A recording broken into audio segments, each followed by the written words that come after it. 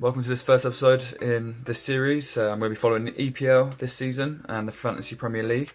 So today, just going to be looking through my preliminary team. Today is the transfer deadline in the UK, and so I've actually changed my team about 10 times in the last couple of days based off of transfer rumours and other stuff like that. So right now, this is the team that I think I'm going to be going with, and it consists of Pickford as my main goalkeeper.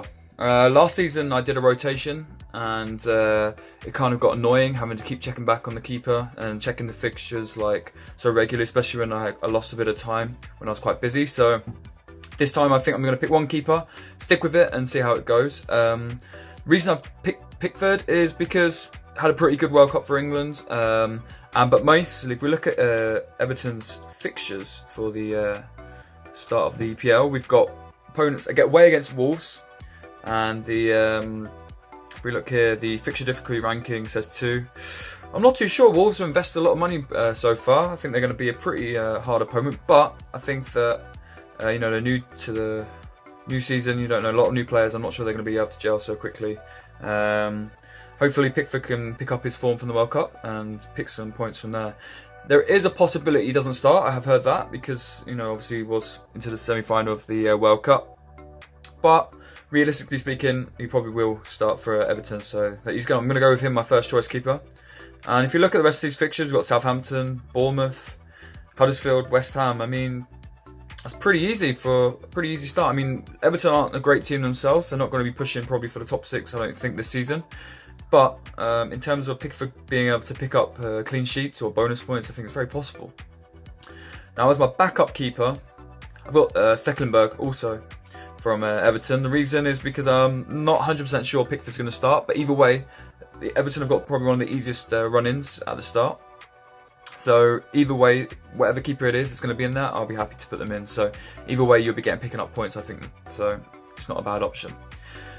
So going into defence, this is where my team lacks a little bit because I make up for the midfield and strike. I've gone for Mendy. I think Mendy has to be in the team. He obviously got injured last season really early on. He looked really good in the games that he was playing for Man City to start. Got unlucky with that injury, but in pre-season, I don't know if you've seen any games of Man City, he looks electric, and it looks like he's been given the right freedom to go down that left wing as well from the left back position. So hopefully he'll kick on. He'll get quite a few assists, or at least he'll pick up quite a few bonus points or whatever. He's a great player. I think he would have probably been influential in the Man City team last season in winning the Premier League anyway, and I think he's going to probably be one of the main players for Man City this year as well, so that's why he's got to be in the team. Also, he's worth 6. Many good defenders that are worth 6, so if he doesn't start performing, we have a look at the transfers, we look at the defenders and the kind of players you can get for 6 right now. Let's have a look what we've got. I mean, if we look at defenders with a limited, 6.5 is the maximum, but Davies is a really good shout. I'm a bit worried with Tottenham. Ain't got a great start. A lot of key players probably not going to be either fit or probably going to be missing from the first few games to Tottenham because a lot of their players did get to the final stages of the World Cup. Vertonghen's a good shout as well, but again, probably going to have a slow start if he does make the first game. But he's probably not even. He'll be fit, but maybe not match fit.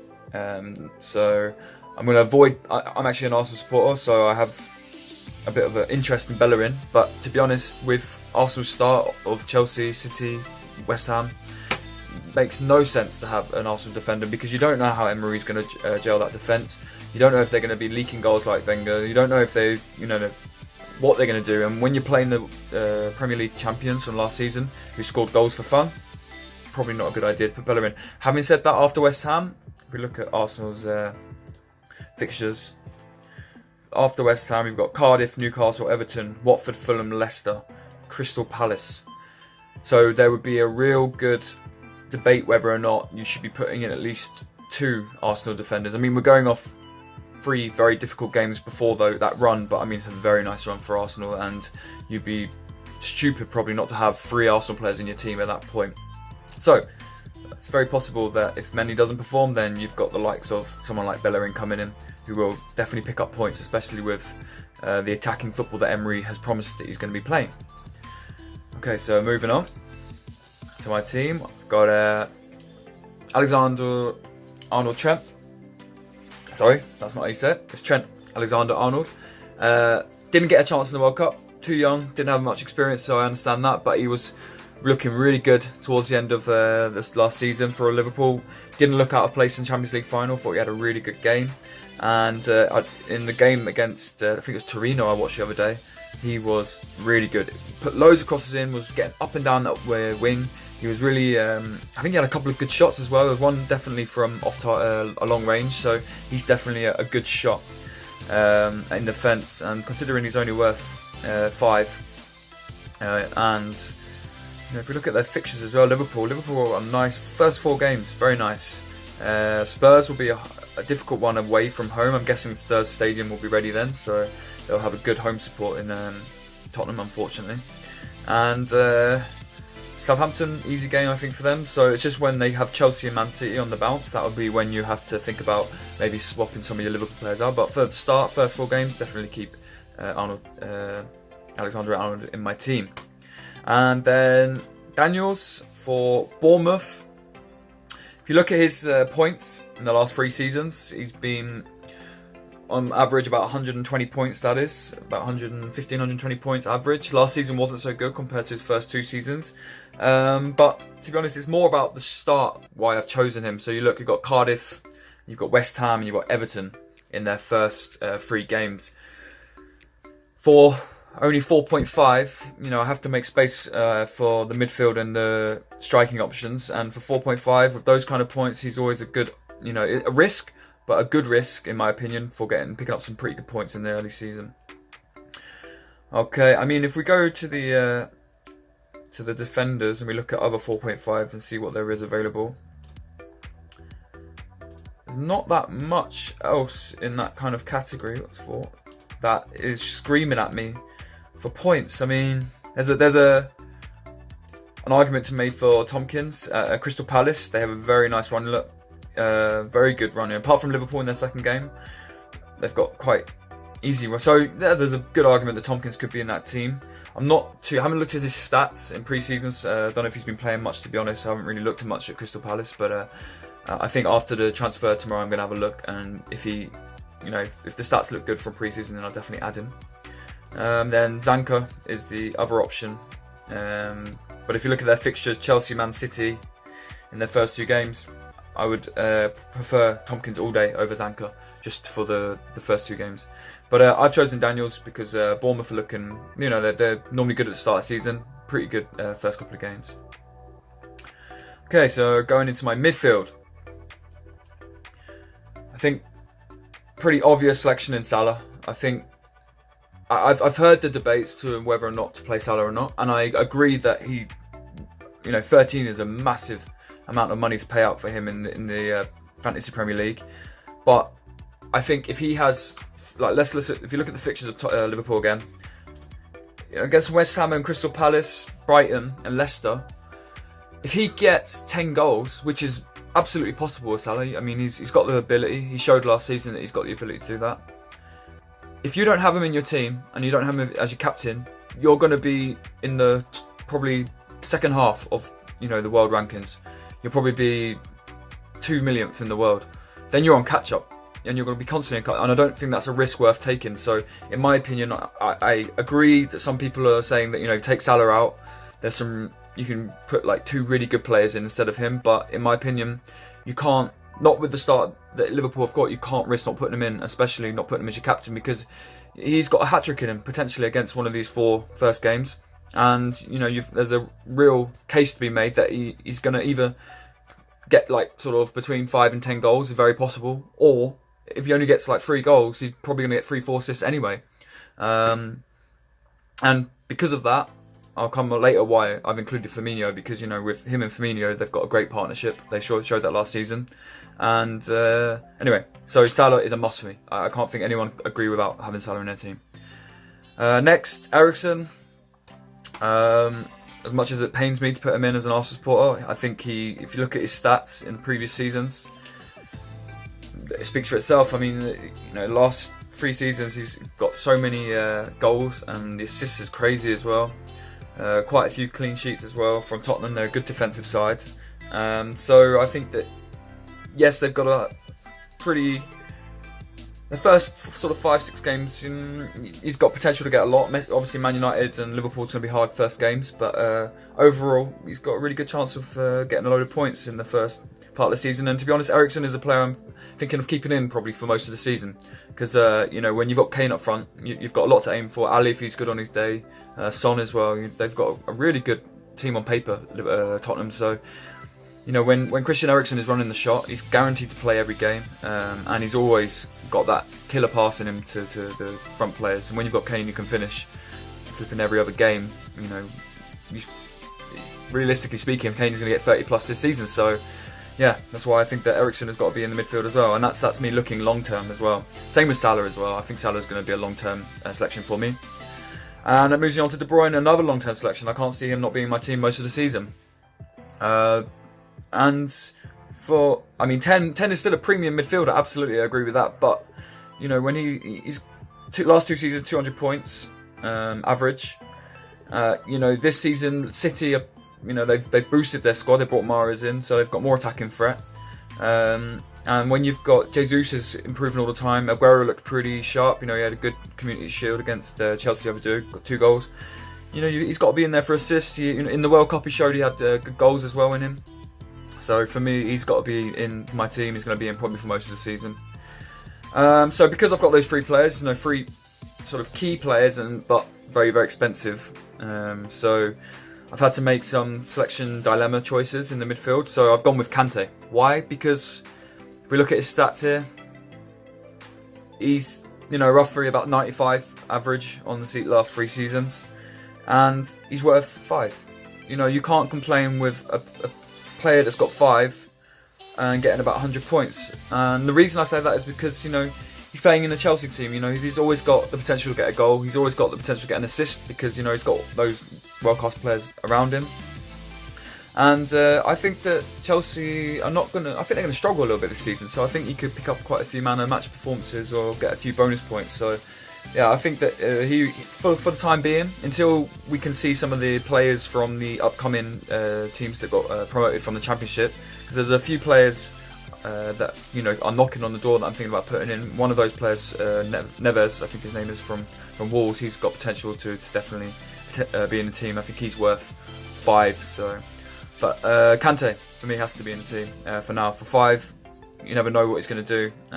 He's always good for Chelsea keeping the clean sheet and stuff like that. So we'll see. My other midfielder, Carney. I don't know too much about this guy. To be honest, this pick is mostly based off of other people I've seen on YouTube and other kind of people online, their opinions. Apparently, he's the one of the most creative players in Fulham. He basically ran the shot last season in the Championship. Apparently, he was really dominant. And they reckon if he can bring his form from the Championship up to the Premier League, then he's got a good chance of getting a few. Apparently, he's good.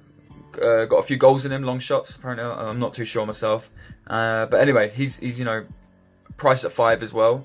If he's kind of the more attacking talisman for Fulham, then he's got the possibility of getting assists and the odd goal now and then. It's worth a punt, and that's what it is. It's just a punt at 5. So I had to make some sacrifices in the midfield so I could put Salah, De Bruyne, and Eriksen in. But we'll see. And like I said, if we go to the midfield, there are a couple of other players that are rated for 5, which I'm not. I'm gonna wait for the transfer to finish tomorrow. I might change it after the transfer. But if we look at this, we'll go down to some of the promoted teams' players.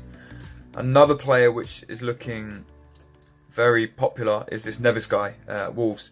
Apparently, he's a really creative player. Likes to get forward, attacks a lot of opportunities for assists. Probably has the odd goal in him as well. So I don't know. I need to look. If we look at team selected percentage, Kante number 1, Neves number 2 actually. So there you go. So that just proves my point. So you've got Neves.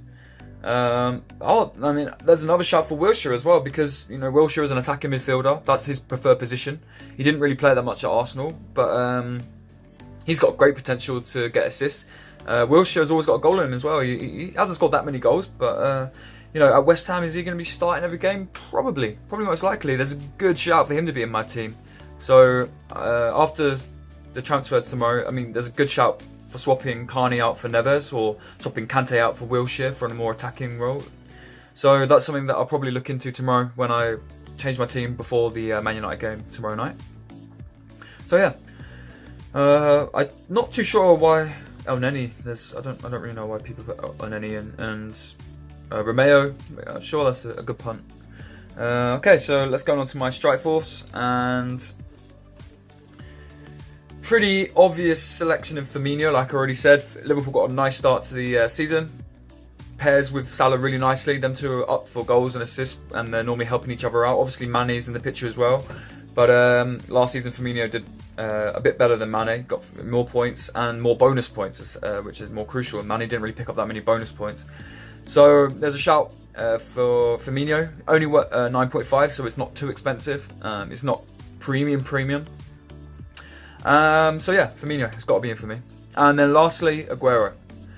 I was adamant when I was making my team that Aubameyang was going to be in my team. A, I'm an Arsenal supporter, so I'm biased, but two, because you know he is going to be the talisman for Arsenal. You know, everything's going to go through him. I think that Ozil is going to be instructed to put most of his balls to Aubameyang, and Ozil has that final pass, which he can find Aubameyang with his pace and getting in behind the defenders. But if we're going by fixtures, if we look at Man City's first sort of 7 games, apart from Arsenal, which will be the toughest game for them, and you know, I still think they're going to beat us. Unfortunately, I think they've got too much for us. I think that they look good against Chelsea. They look in form. Aguero looked sharp. He crashed out of the World Cup a little bit early. Didn't even play, I think, the second or third game for Argentina anyway, because he fall out with the manager. So you know, I think he's ready to prove something. You know, he's getting a bit older now, so you know, I think he's a bit wiser. But if you look at the start, you can't argue with that. I mean, I just think that Aguero, you've got more chance of getting points at the start of the season. Now, there's a case for when they start playing Liverpool and they've got Spurs, and we look there, we've got Man United as well in kind of the same period. There's a case to put Aubameyang, and let's find out how they start. Because with Aubameyang, if he starts the season with a load of goals and Aguero's not, it's a straight swap. They're both worth 11. So it wouldn't be too much of a transfer dilemma later on, after a couple of weeks or whatever.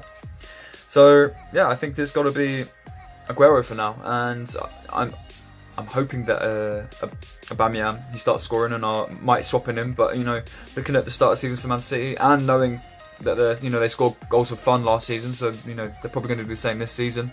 Another year under Pep, more of his tactics, more of his preparation this summer. So yeah, it's Aguero for me. And until I see the transfer deadlines, all the transfers going through, then this is going to probably be my first team. Look at my bench. Wan-Bissaka, he's always going to start for Crystal Palace, and you know, you never know, he can get goals. He's cheap, and it's just to make my bench. So for now, he's in it. Camara, the exact same reason. He's a striker, so he's always good for a goal, but he's very cheap, and he's just making up the bench for me. Bednarek, I've only put him in because he's cheap and he's got a good chance of playing if Southampton play that 3 at the back that they were playing in last season. But you know, chances are he's not going to come in and get me that many points anyway, so it's just to make up the numbers on the team. Anyway, so that wraps up my video on my team. Let me know what you think in the comments about my team selection, if you think that there's anyone that I should put instead of a player that I've got in here. If you're new to the channel, please firstly give me a like if you like this video, and I'm going to be trying uploading quite regularly on Fantasy Premier League, and also I'll be uploading after weekends to talk about a roundup of the Premier League and shocks and what I predicted and stuff like that. And if you want more content, you want to get involved, then please subscribe and hit the bell button for every time that I upload videos. Anyway, until next time guys, see ya.